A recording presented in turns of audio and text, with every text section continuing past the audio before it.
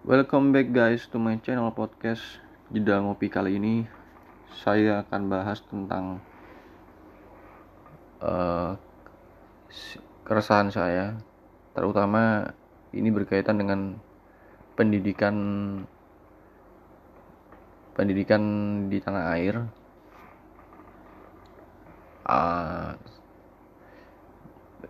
Saya visi dari salah satu Jeda Ngopi, visi Jeda Ngopi itu adalah gimana caranya kita semua itu teredukasi.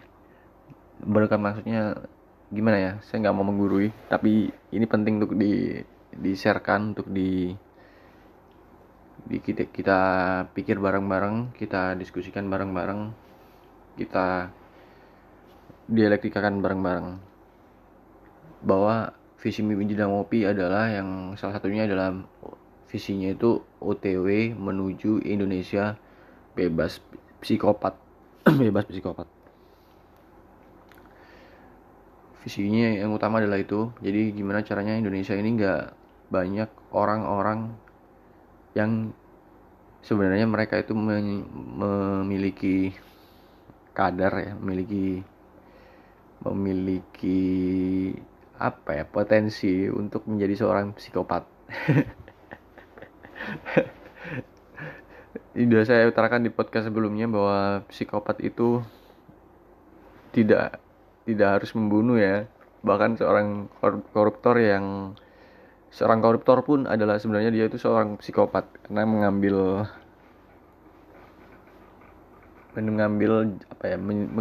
rezeki dari publik, atau mencurangi lah istilahnya ya, berbuat jahat. Tapi kenapa dia kok nggak digila, kok sebagian awam tuh menganggap koruptor itu ya dia sehat mental, dia sehat secara fisik, sehat secara psikis sehat, tapi ada akhlak mungkin ya yang menyimpang ya, perilakunya yang menyimpang ya, itu tadi korupsi tadi. Itu sebenarnya psikopat. Itu salah satu contoh aja apa itu psikopat. Jadi sebenarnya menuju Indonesia bebas psikopat itu ya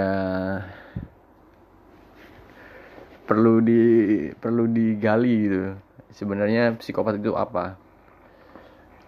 Saya menawarkan definisi psikopat itu tidak hanya pembunuh berdarah dingin ya, bahwa perampok seperti koruptor pun psikopat. Biangnya psikopat kalau itu. Karena saya suka sekali dengan hal-hal yang berbau psikologi. Jujur teman-teman, saya ini seorang penyintas disabilitas mental. Di tahun 2020, sebelum saya podcast terakhir bersama Bung Atan Pabala, itu sebenarnya saya sudah keluar dari rumah sakit jiwa. Saya divonis skizofrenia. Anjir, skizofrenia pes. Ya gitu guys, di vonis skizofrenia. Saya jadi akhirnya lebih banyak baca-baca, lebih banyak nonton konten-konten YouTube. Apa sih skizofrenia itu? Saya dalami, saya baca-baca sendiri. Ya posisi saya sudah lumayan lah. Pas ketika itu sudah mulai pulih ya, bukan sembuh, pulih. Kalau sembuh itu berarti kita sakit. Jadi sebenarnya saya ini bukan sakit guys, tapi ada kelainan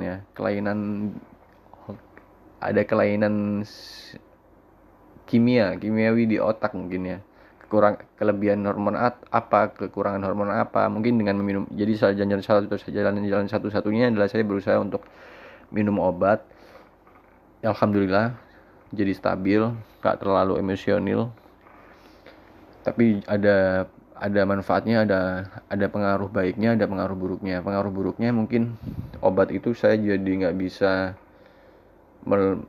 jadi apa ya, saya jadi nggak bisa lebih emosional, nggak bisa, kepekaan saya buat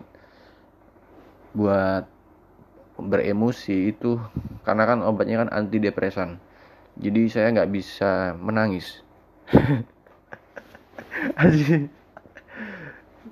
Ya mungkin karena obat itu akhirnya saya tidak menyadari bahwa sebelum masuk rumah sakit jiwa itu saya sakit sampean, bukan sakit ya, saya itu sedang patah hati.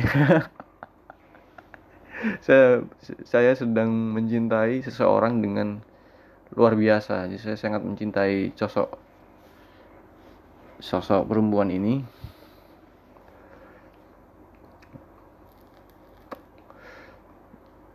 Akhirnya setelah keluar dari rumah sakit, minum obat, saya lupa sedugaan diri saya. Saya lupa bahwa saya pernah jatuh cinta. Jadi saya baca, ya sebenarnya dia sudah menghubungi saya, dia minta saya menghapus, saya tulis buku tentang dia karena itu bagi saya sangat penting, perlu diedukasikan ke publik. Kalau kalian mau baca short aja, nanti saya bagikan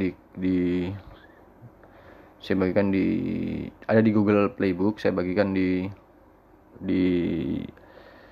blog saya di WordPress di jedangopini.wordpress.com dia jedangopini.wordpress.com. Saya bagikan ada, kalau minum obat itu ada efek kualitas intelektual saya menurun, intelijensia saya menurun, merosot. Terus untuk hasrat seksual juga seperti dikebiri. Terus emosional saya tidak bisa meledak-ledak lagi, tidak bisa. Emosional saya itu datar kalau saya dapat kabar baik ataupun itu kabar buruk. Saya biasa-biasa aja. Seperti mesin jadinya, mekanis seperti mesin, seperti Tan Malaka bilang. Itu saya sampai lupa bahwa oh iya ya, saya kan sedang jatuh cinta dan sangat cinta dengan seseorang. Anjir, saya tidak menyadari hal itu, guys. Selama 4 tahun, ya memang ada beberapa perempuan yang niat saya tolong karena dia tiba-tiba datang ada di hadapan saya, dia mau kuliah, kekurangan biaya, saya mau tolong. Ya akhirnya saya bisa merasakan cinta gitu kan, pelan-pelan gitu saya bisa merasakan oh iya saya bisa mencintai orang ya. Jadi nggak hambar lagi hidup saya ketika ada sosok orang-orang baru yang memang saya rasa mereka perlu ditolong gitu. Dari situ saya patah hati. Ya patah hatinya masih biasa-biasa aja, nggak terlalu depresi seperti yang sudah-sudah. Mungkin karena sering kali patah hati akhirnya jadi kuat ya, kita jadi tegar. Itu saya belum sadar kalau saya pernah jatuh cinta dengan penyintas lain. Ya dia juga disabilitas mental, bedanya dia di borderline, saya di skizofrenia.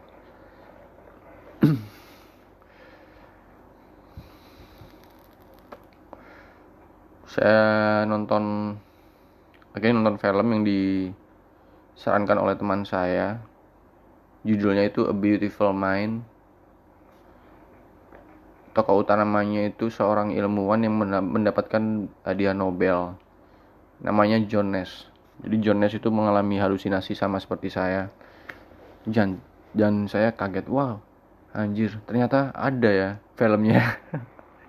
Dari film itu saya sadar bahwa saya ini bukan sakit, guys, tapi saya ini memang kelainan mental. Jadi gimana ya? Saya nggak merasa bersedih ketika tahu saya itu. Saya nggak mau pakai kata-kata disabilitas mental.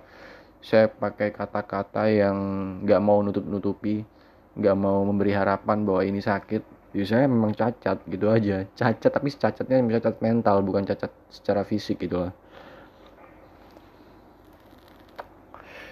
Biar teman-teman yang mengalami gejala seperti apa yang saya mengalami vonis dari rumah sakit atau dokter atau psikiater sama seperti saya, entah apapun itu vonisnya, mulai dari DID lah, mulai dari bipolar lah, atau mulai dari banyak ya variannya. Saya sebutkan yang 3 itu aja, banyak variabelnya. Dan saya beranikan diri biar mereka itu nggak merasa kenapa sih kita minum obat terus, biar mereka itu merasa nggak tertipu, nggak merasa ditipu. Maka saya beranikan diri di akun IG saya bilang, ya bukan sakit, kita memang cacat, kelainan secara mental, jadi nggak ada yang sakit, kita cacat aja, kita beda itu dengan manusia-manusia normal lainnya, karena ya mungkin faktor DNA atau faktor biologis. Jadi biar mereka tuh menerima bahwa mereka itu memang butuh obat gitu loh, menyadarkan kita sebagai penyintas bahwa kita itu memang nggak bisa lepas dari obat, karena kita mengalami apa ya, kita itu berbeda gitu, mengalami hal-hal yang di dalam pikiran kita gitu ada yang di luar normal gitu, di luar hal normal orang pada umumnya. Kita mengalami halusinasi, kita mengalami anxiety, kita mengalami depresi, perubahan mood swing yang begitu gak labil. Itu dulu guys, harus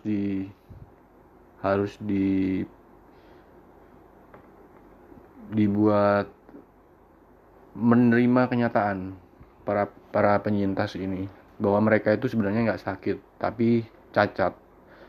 Lebih, dan bersyukurnya itu cuma cacat di psikis ya, di psikis. Saya belum tahu perbedaan antara psikis, mental, dan satu lagi apa ya, psikis, mental, dan jiwa. Karena perbedaannya apa itu belum saya tanyakan ke dokter, mungkin akan ke dokter saya nantinya, karena rumah sakitnya adalah tertulis rumah sakit jiwa, bukan rumah sakit mental, bukan rumah sakit psikis, tapi rumah sakit jiwa. Berarti jiwa saya yang sakit, padahal ya tidak ya, karena kita memang berbeda dengan teman-teman yang lainnya, manusia-manusia lainnya yang hidupnya normal, yang cara berpikirnya yang apa ya, bukan cara berpikir, bukan hidup ya,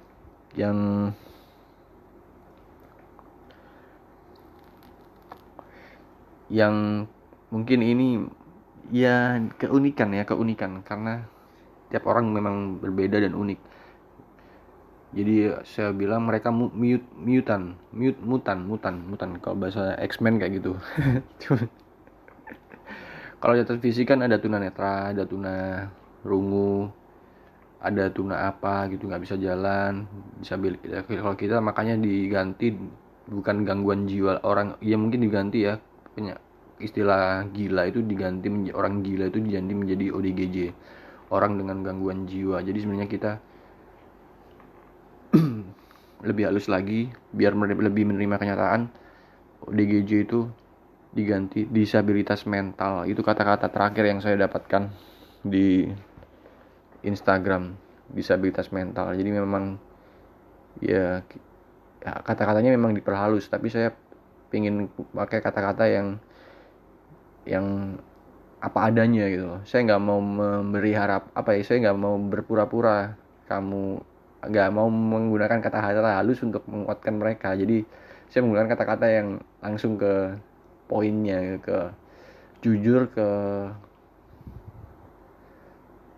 ke mereka bahwa mereka itu cacat gitu sebenarnya. Tapi ya gitu aja, cacat. Terima kenyataan itu bahwa kita itu cacat. Jadi tidak minum obat karena kita memang butuh suplai obat itu untuk biar kita nggak depresi, biar kita nggak halusinasi, biar kita nggak mengalami gangguan paham tuh ya, delusi gitu. Kita butuh obat itu supaya struktur kimiawi di otak kita itu seimbang guys.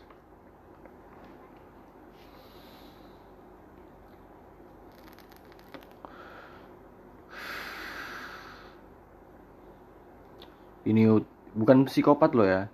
Kalau psikopat tuh lain loh.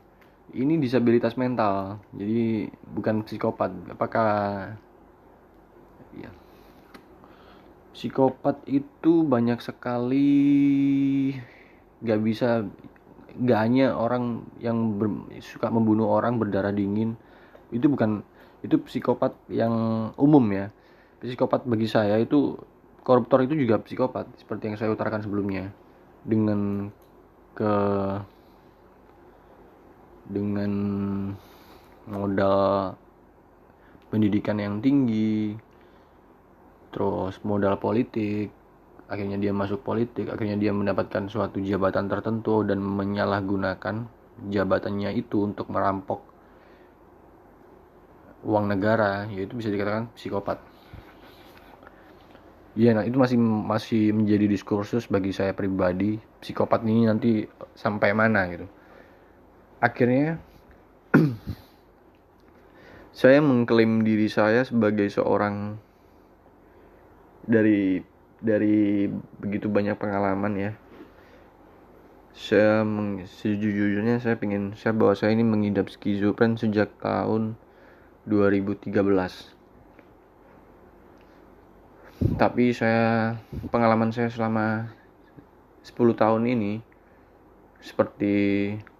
sepertinya pengalaman yang wajib saya utarakan ya di publik, di teman-teman gitu, didengarkan oleh teman-teman. Memang saya tidak kuliah sebagai seorang dokter ahli jiwa, tidak kuliah untuk menjadi seorang psikiater, tapi saya mengalami pengalaman bahwa saya ini orang yang pernah mengalami delusi, halusinasi, yang pernah mengalami ini loh, saya itu pernah mengalami ini, saya langsung ke lapangan gitu istilahnya, langsung mengalami. Jadi tidak dari buku-buku, saya mengalami pada diri saya, pada pikiran saya mengalaminya pada tubuh fisik saya mengalami psikosomatik, saya minum obat dan lain-lain sebagainya sampai 10 tahun saya berhenti obat, akhirnya kambuh lagi, berhenti lagi obat, kambuh lagi. Jadi bisa kira saya butuh obat. Kalau di John Nash tidak butuh obat. Dia cuma butuh, karena halusinasinya tidak separah, mungkin tidak separah teman-teman yang lain. Kalau teman-teman yang lain kan, kalau di John Nash kan cuma dia bisa melihat ada 3 teman halusinasinya itu tiga orang sosok ya, teman-temannya yang itu stabil, teman-teman itu aja. Jadi dia bisa mengabaikan ketiga orang itu. Kalau teman-teman yang lainnya mungkin tidak, karena kalau saya pribadi, saya memang bisa melihat siluman gitu, saya bisa mendengar suara-suara yang entah itu dari mana datangnya. Saya menyebutnya neraka suara. Saya juga bikin buku tentang itu. Saya tulis buku tentang apa gejala halusinasi yang saya alami. Bisa kalian search juga di Google, nanti saya share di blognya di Jeda Ngopi ke 16 ini. Dan dengan membuat podcast ini, dengan berbicara monolog ya di podcast, tidak ada dialognya. Ini bagian dari pemulihan juga, bagian dari healing buat saya pribadi. Jadi mau didengarkan oleh teman-teman atau enggak, itu enggak jadi masalah saya cuma pingin mengeluarkan unek-unek, saya ingin mengeluarkan pikiran-pikiran saya ingin mengeluarkan, belajar untuk melepas gitu loh. Saya tidak mau terjebak dalam stigma. Saya tidak mau terjebak bahwa saya ini terjebak dalam stigma, terjebak dalam pandangan orang terhadap saya.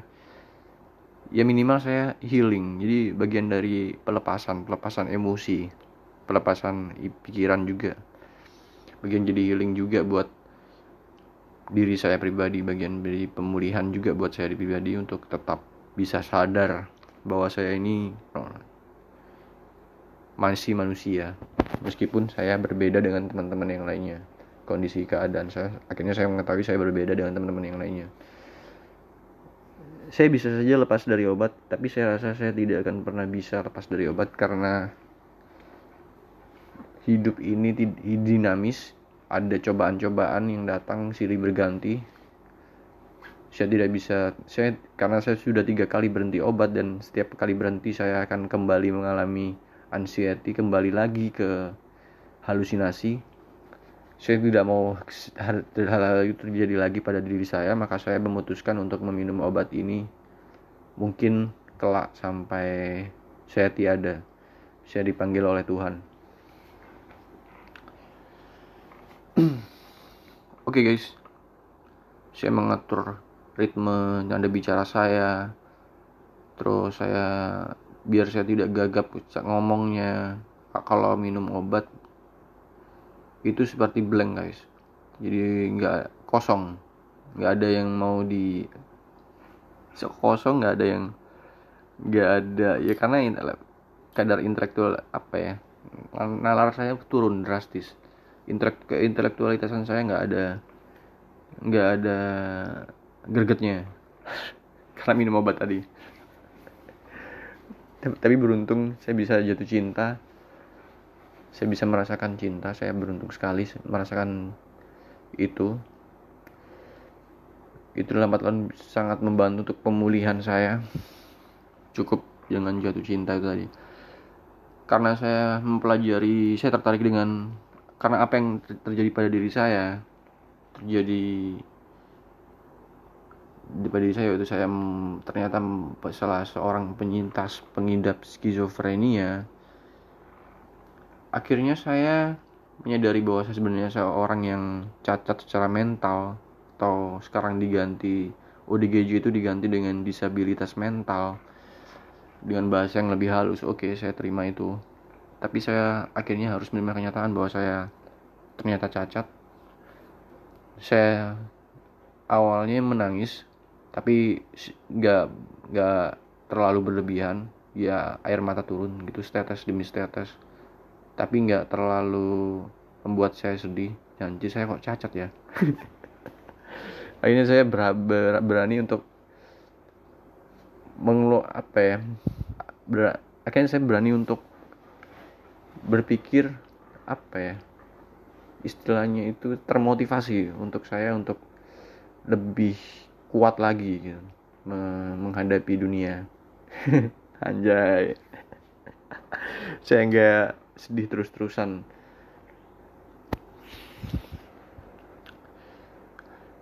Ya, saya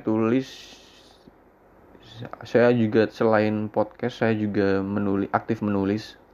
Setidaknya meskipun saya cacat, saya terus aktif berjuang membagikan apa isi pikiran saya, apa isi perasaan saya melalui catatan, biasanya melalui catatan sehari-hari, catatan harian. Itu bagian dari proses pelepasan juga, proses pemulihan. Jadi kita harus membersihkan diri kita, membersihkan mental kita setiap hari supaya lega, nggak ada beban yang tersisa dengan bercerita melalui podcast, dengan menulis buku yaitu salah satunya juga, biar nggak tersimpan di dalam memori, kenangan, tidak hanya tersimpan di dalam otak, di dalam hati, tapi dengan rasa. Dan saya bikin lagu gitu, supaya bikin lagu-lagu ya agak sedikit rohani, berkaitan dengan spiritual. Itu semua saya lakukan untuk kesehatan mental diri saya pribadi, karena sadar saya ini cacat. Ya ada juga sih pergi ngopi setiap hari, ngopi di kedai, ngopi dimanapun itu, pokoknya saya bisa ngobrol dengan teman. Kadang juga suka melamun, memikirkan hal-hal yang ingin saya pikirkan. Efeknya ke pekerjaan guys, saya akhirnya kerja itu tidak terlalu keras. Saya menyadari diri saya, kalau terlalu keras, kalau terlalu berlebihan mengejar materi, itu berpengaruh ke kesehatan mental saya. Jadi harus dibuat santai hidup ini, jadi lebih santai. Saya lebih menikmati hidup daripada saya bertahan hidup, sepertinya seperti itu. Kalau sebelum ini kan saya bertahan hidup, jadi kerja itu untuk bertahan hidup. Tapi saya sekarang mengganti basic mental saya ganti. Saya itu bukan tipikal orang yang kerja kerja kerja. Saya itu tipikal orang yang lebih nyaman menganalogikan diri saya pribadi sebagai seorang penikmat. Karena ya itu akhirnya rasa bersyukur itu tumbuh. Anjir, hidup di dunia ini enak sekali gitu. Hidup di dunia, dikasih hidup oleh Tuhan yang hanya sebentar, mungkin sampai yang paling pol mungkin 100 tahun lah. Itu pun kalau udah 100 mungkin nyusahin. Ya kalau saya ada keluarga, kalau saya menikah, itu mungkin nyusahin anak cucu ya. Ya akhirnya idealisme saya memunahkan diri. Saya bukan bunuh diri loh guys, itu terpengaruh juga. Idealisme memunahkan diri itu dari Sartre, filsuf Prancis. Ya akhirnya saya menyadari bahwa adanya tokoh-tokoh rohaniawan pemuka agama yang hidup selibat. Oh begitu ya, mereka punya kebijaksanaan. Kenapa kok mereka tidak kok hidup selibat? Ya itu mungkin tujuannya seperti biksu gitu kan, tujuannya dalam memutus rantai samsara, yaitu wah anjir, saya enlightenment, saya mendapatkan pencerahan di situ. Oh tujuan mereka adalah gitu. Oh gitu, nggak mau meninggalkan beban bagi dunia, makanya mereka nggak nikah, nggak punya anak. That's awesome, sangat awesome guys. Gila. Jadi pengalaman selama 4 tahun ini, oke, saya mengalami gangguan jiwa.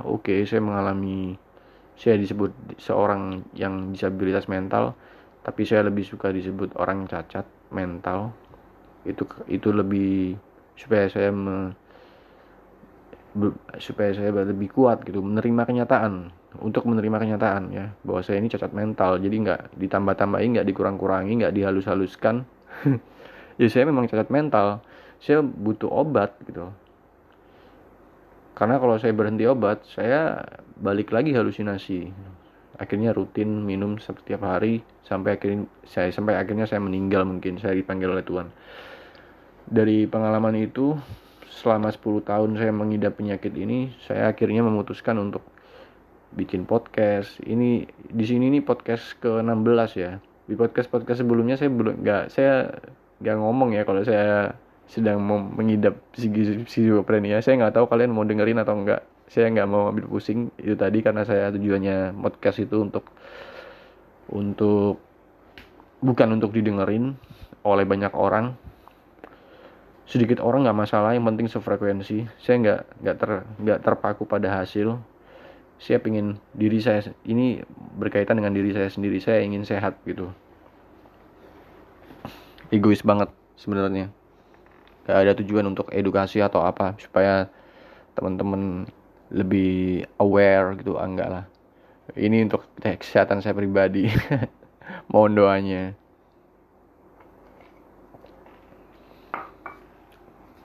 Dari 10 tahun itu saya akhirnya tertarik untuk mempelajari psikologi lebih dalam. Sepertinya disitulah passion saya.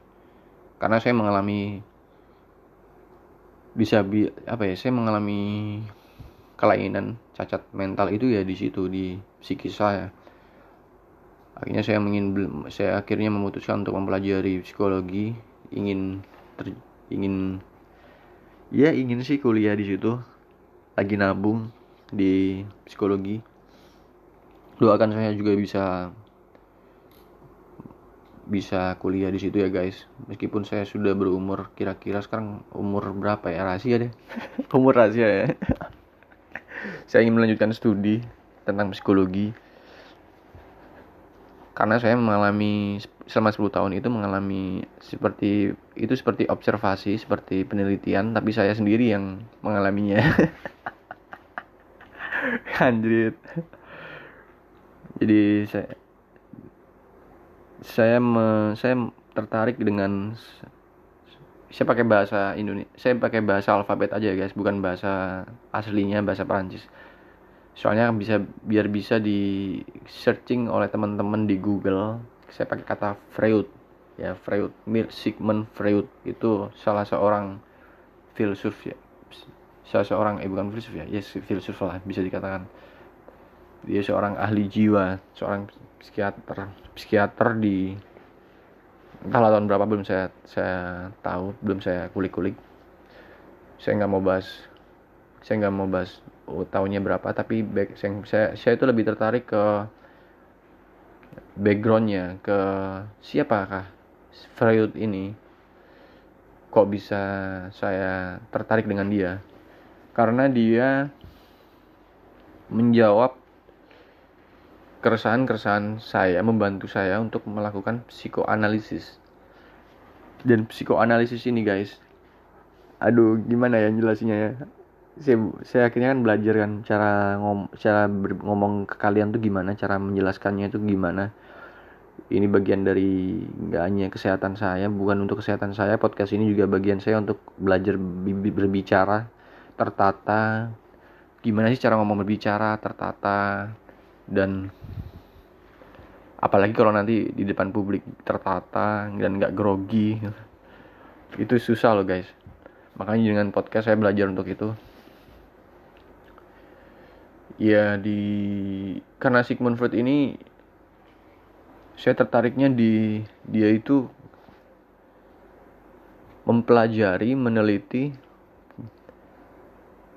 gairah seksual.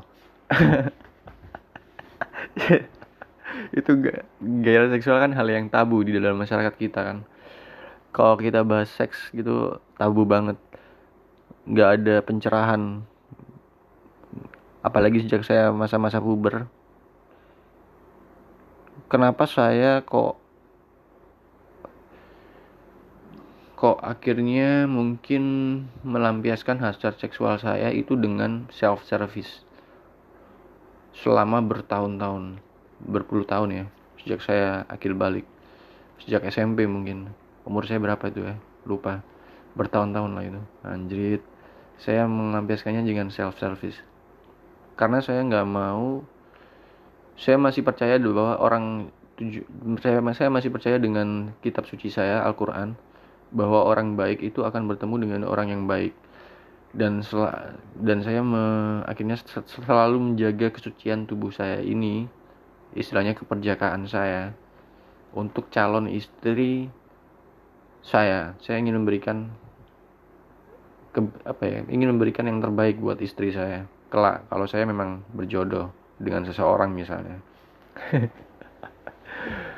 Tapi akhirnya ya itu jadi semakin, itu sudah menjadi idealisme saya pribadi untuk menghindari seks bebas, karena di tahun-tahun saya hidup, bertahun-tahun sebelum ini, itu seks bebas sepertinya udah jadi anomali ya di publik. Nggak ada yang bahas itu secara spesifik, bahwa sebenarnya kita butuh edukasi lebih di hasrat seksual. Itu apalagi kalau bagi seorang lelaki yang baru akil balik, nggak ada edukasi dari orang tua, mereka pasti larinya ke temen ngajaknya kemana, ke temen ngajaknya ke, ayo kita ke ini aja, ke panti pijat aja biar lepas bebas gitu.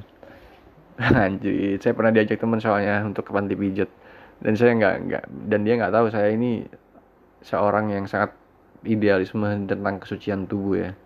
Saya menjaga benar kesucian tubuh saya. Mending saya self service, menggunakannya dengan tangan kanan, atau kata kalau teman-teman yang lain mungkin saya singkatannya itu Tante Rosa, bahasa Jawanya gitu, Tante Rosa, tangan tengen rasa sabun. Itu yang saya lakukan kalau gairah seksual saya lagi, libido saya lagi berada di puncak. Saya biasanya melakukan itu dengan bantuan visual, menjebol dengan pakai aplikasi VPN. Saya melihat film-film pornografi ya, seperti itu, bisa juga video call dengan artis-artis pornografi itu.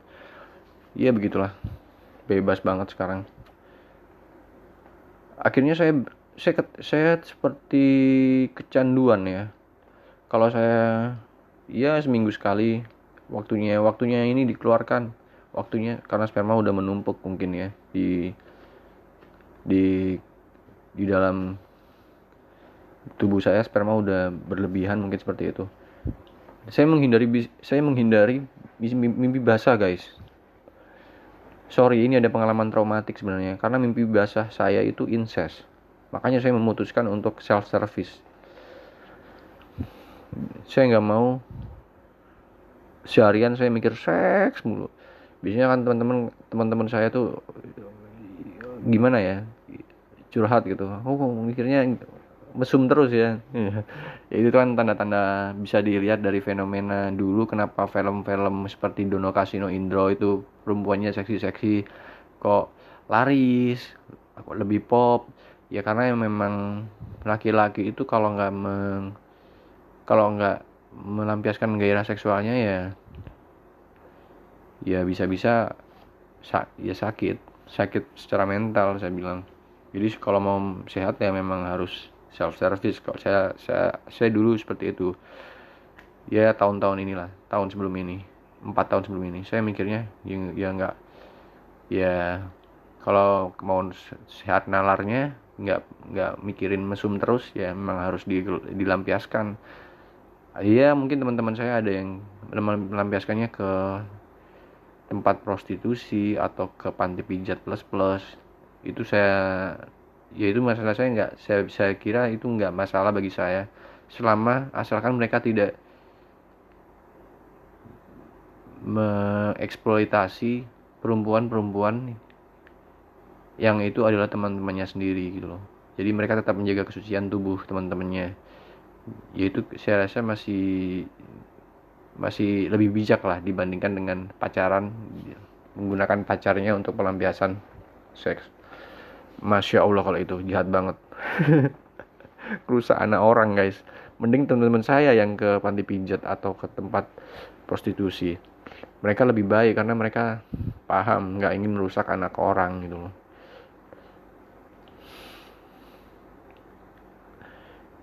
Tapi kalau saya bedanya, saya prinsipnya itu menjaga kesucian tubuh.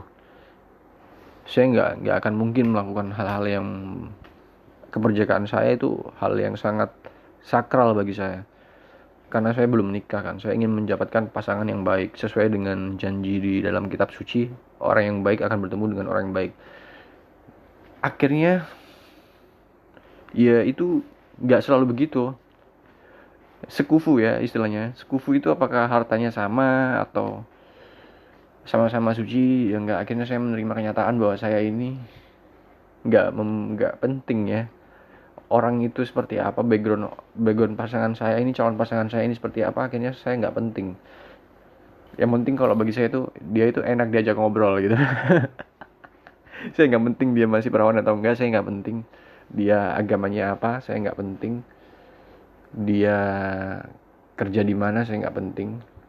Yang penting itu dia enak saya ajak ngobrol guys. Ada chemistry-nya gitu istilahnya, chemistry. Dan saya mempelajari Freud ya, Sigmund Freud. Saya suka mengklaim saya paham apa itu psikoanalisis, padahal belum baca bukunya, cuma separuh. Tapi dari awal-awal tuh udah, karena saya heran kok bisa ya ada psikiater yang mempelajari hasrat seksual, dan itu kan dianggap tabu di negara kita, padahal itu sangat logis untuk dipelajari. Karena koruptor itu kan psikopat ya bagi saya. Itu awalnya tuh bisa diteliti, bisa diperdalam. Yang menjadi akar penyebab kenapa orang bisa psikopat koruptor itu tadi. Ternyata ada bakat psikopat itu, ada ya pengaruh juga, mungkin bisa diteliti dari gimana kehidupan seksualnya gitu loh. kehidupan seksualnya gimana, dengan apakah dia juga sering ke panti pijat, apakah dia juga sering ke prostitusi, apakah dia juga sering karaoke dengan ya orang-orang perempuan-perempuan yang bekerja di sana sebagai pemuas hasrat lelaki ini tadi. Apakah istrinya 9, gitulah mungkin aja kan, poligami gitu kan. Itu bisa dilihat dari psikoanalisisnya Freud ini. Anjrit, sok-sokan banget. Ya karena saya juga meneliti diri saya pribadi bahwa saya ini gak mau mimpi basah kan, gak mau mimpi basah karena mimpi basah saya berujung incest. Pernah sesekali 2 kali berujung incest, dan itu saya sangat trauma bagi saya. Saya gila, masa saya bersenggaman dengan saya sensor guys, dengan saudara sendiri, misalnya saudari sendiri gitu kan. Itu kan gila gitu. Itu saya nggak punya akhlak udah. Terus saya gonta-ganti pasangan di ya alam mimpi. Memang tidak ada yang bisa mengatur ya. Alam mimpi, alam bawah sadar itu nggak ada yang bisa mengatur. Tapi saya bisa bermimpi dengan incest. Saya bisa bermimpi dengan begitu banyak bidadari yang cantik-cantik. Itu saya bilang berarti bakat kita sebagai lelaki, sebagai manusia, khususnya sebagai lelaki, itu berpretensi sangat psikopat guys. Anjir. Jadi sebenarnya di kita itu sebenarnya setiap dari kita ini, buat teman-teman yang dengerin podcast ini, ya kita itu sebenarnya ada bakat psikopat ya. Misalkan mulai dari analisis seksualnya, analisis psikoseksual lah aku nyebutnya ya. Analisis gairah seksualnya, dia seks sampai maniak seks tuh gimana.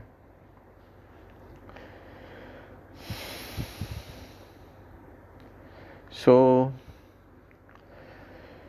Freud ini ternyata saya baca dia itu pernah ada Oedipus kompleks. Ternyata dia udah ada hasrat seksual kepada ibunya sendiri. Ya Allah, saya kaget. Padahal dia masih kecil.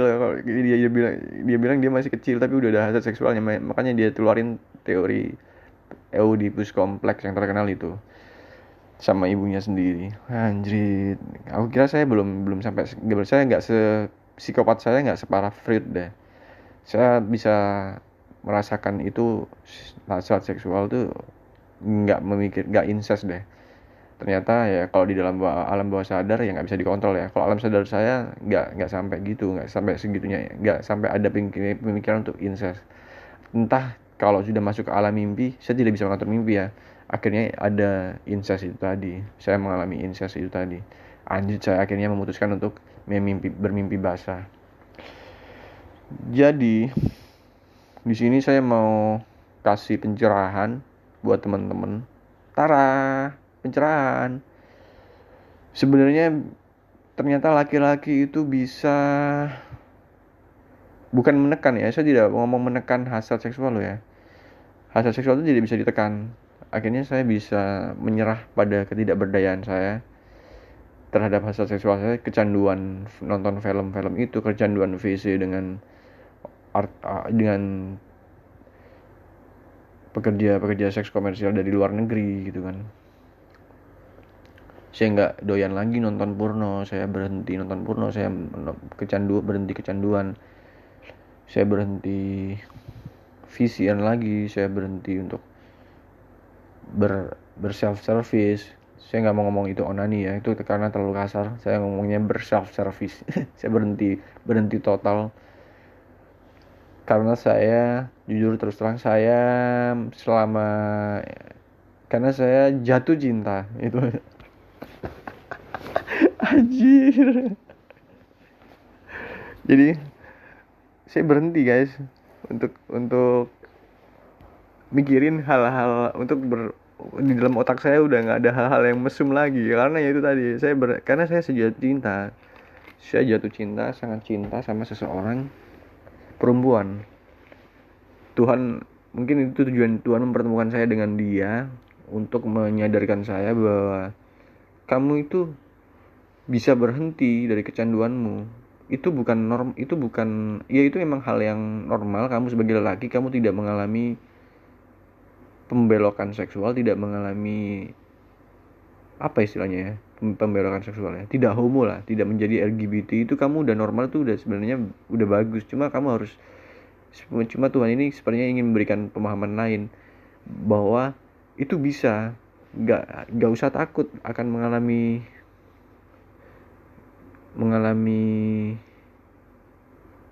apa ya, pembelokan seksual tadi, mengalami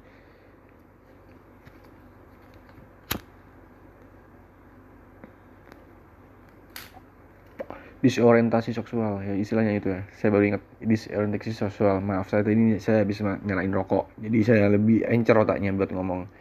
Jadi disorientasi seksual ya istilahnya. Gak usah takut hal itu. Ketika kamu masih normal, berarti ya udah jalani aja. Akhirnya berhenti, gak kecanduan lagi guys, gak mau mikirin seks, udah gak mau mikirin kayak gituan lagi. Soalnya saya cinta banget sama perempuan ini.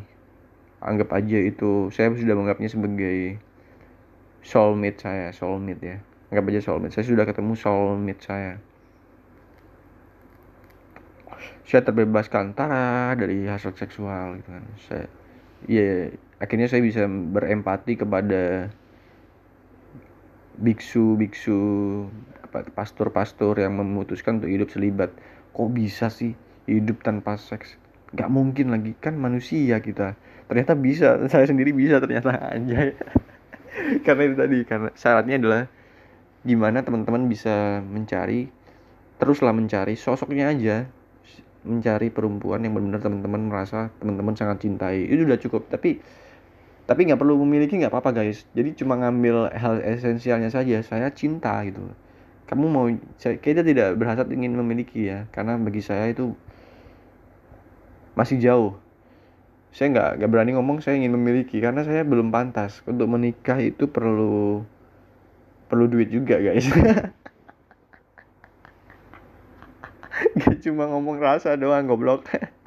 Ya perlu menafkahi, beliin anak susu, gimana sekolahnya nanti, gimana pas kuliah. Itu kan bikin kepala saya pusing. Apalagi saya keadaan ekonominya masih biasa-biasa aja. Alhamdulillah, nggak biasa sih, tercukupi lah minimal, alhamdulillah. Tapi untuk menikah rasanya berat, karena ya itu tadi, karena tidak ada, ya pekerjaan saya masih belum mapan ya, masih di jalanan.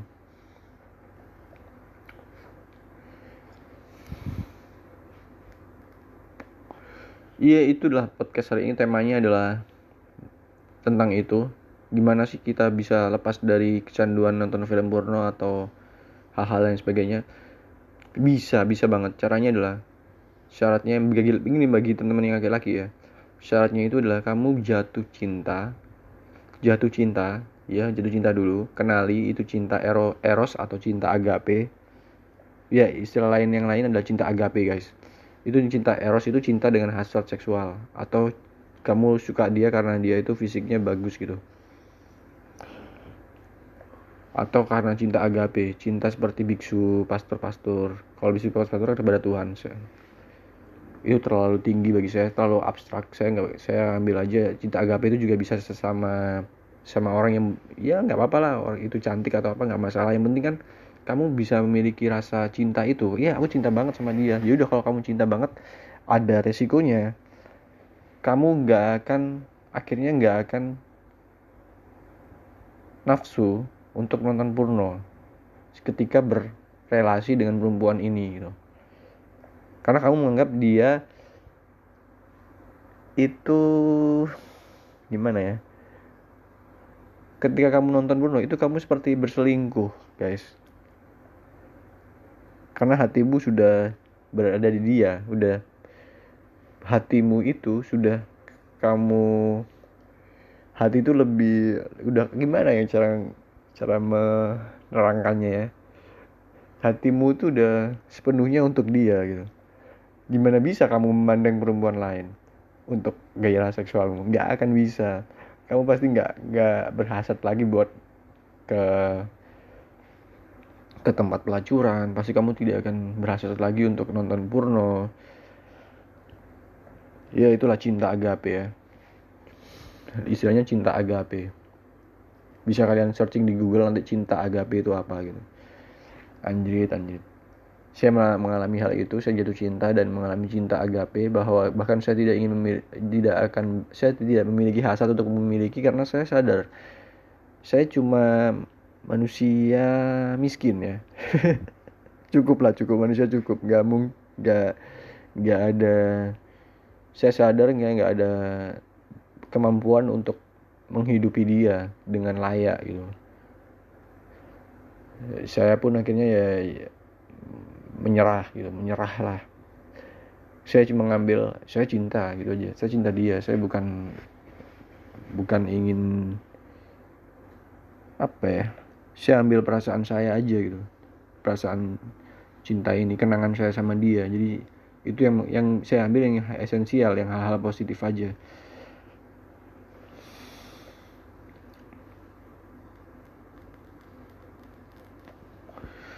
Rasanya perlu diedukasikan ke generasi milenial dan generasi Z yang belum menikah, agar tidak kecanduan porno, ya jatuh cintalah dan hanyutlah, tenggelamlah dalam cinta kepada sosok perempuan yang benar-benar kamu cintai ini tadi. Untuk masalah kamu ingin memilikinya, ya sadarilah kantongmu seberapa. Kalau belum seberapa ya kerja dan kerja. Saya rasa begitu. Pokoknya gimana caranya kalian berusaha terus memapankan diri, dan jangan pernah terputus komunikasi dengan perempuan ini. Minimal tuh telepon, ngobrol, itu aja loh. Ngobrol itu yang paling penting. Apakah dia nyaman buat kita, yang bikin kita nyaman tuh apa, yang bikin kita nyaman ngobrol tuh apa, gitu aja. Jangan kesalahan saya kan, saya suka ngobrol yang bikin dia itu marah gitu kan. Itu kesalahan saya sih. Saya seharusnya membuat dia nyaman senyaman-nyamannya. Yang sosok perempuan yang saya cintai ini, saya harus bisa ngobrol dengan dia itu nyaman, dia merasa nyaman. Kalau kesalahan saya masih bikin dia nggak nyaman guys. Gimana lagi, saya toksik orangnya. Ngobrol suka bikin orang gak nyaman, orang jadi emosi gitu kan. Itu kebiasaan saya. Saya kan detektif guys, bakat saya kan detektif itu tanya akhirnya kamu gini ya, berdebat. Itu bakat ya, itu hobi saya, berdebat, mencari dengan logika loh ya, bukan berdebat tanpa logis. Belajar untuk menajamkan pikiran saya, memperhalus perasaan saya. Ya, akhirnya saya cuma ambil, ya meskipun cuma ketemu, itu sangat berarti bagi saya. Pelajaran ketemu dengan perempuan saya ini, saya sebut dia dengan nama Ara. Saya perlu, namanya itu Ara guys. Arahat itu salah satu pemuka agama di ajaran agama Buddha. Dia itu tokoh bodhisatwa yang membebaskan hasrat seksual manusia, yang bisa membebaskan hasrat seksual lah. Makanya saya kasih nama Arahat, singkatan dari Arahat, Buddha Ara. Saya berhenti untuk total untuk berkegiatan seksual seperti yang sudah saya berhenti total self service. Sisa ketakutan yang tersisa adalah saya pada akhirnya saya kan udah nggak nonton porno lagi, nggak fisikan, nggak tertarik dengan fisik perempuan lagi ya, udah udah nggak punya kemaluan lah sepertinya. Udah. Karena cinta tadi, karena saya sangat jatuh cinta dengan Ara ini. Saya komitmen setia saya itu sangat besar, itu nggak perlu saya tunjukkan.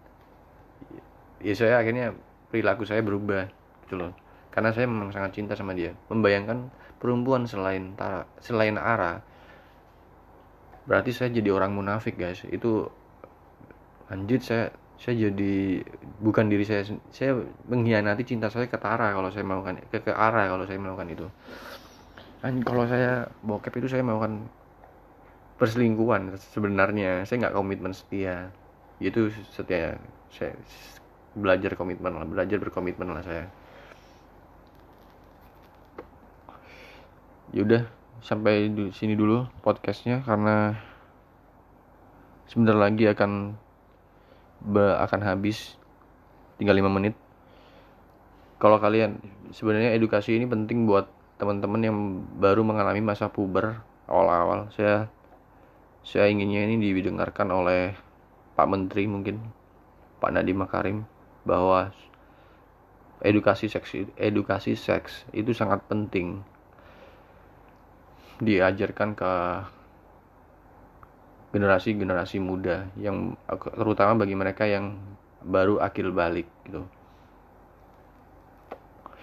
Mungkin dimasukkan ke selain ada film baru kan, Budi Pekerti, itu udah bagus.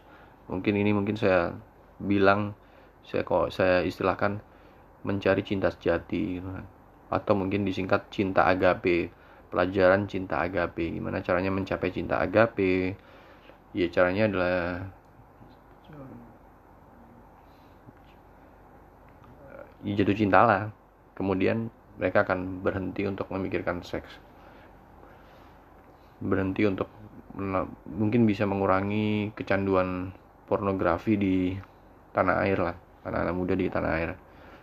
Jadi lebih berpikir, lebih fokus ke pelajarannya, fokus ke pendidikannya, fokus ke hidup, fokus ke kehidupannya, realita yang ada di depannya, fokus belajar lah, nggak mikirin seks melulu gitu kan. Itu tuh ya udah, ini aja podcast kali ini guys. Terima kasih sudah mendengarkan. Ya bacotan saya selama ini. Ini adalah usaha saya untuk tetap sehat, bukan bermaksud untuk memperbanyak jumlah follower. Nggak penting bagi saya. Saya nulis, saya nge-podcast tujuannya supaya saya tetap sehat. Jadi saya mohon doanya supaya saya tetap sehat terus ya, selalu sehat. Wabillahi taufiq wal hidayah. Wassalamualaikum warahmatullahi wabarakatuh. Namo Buddhaya. Namaste. Om Swati Swati Om.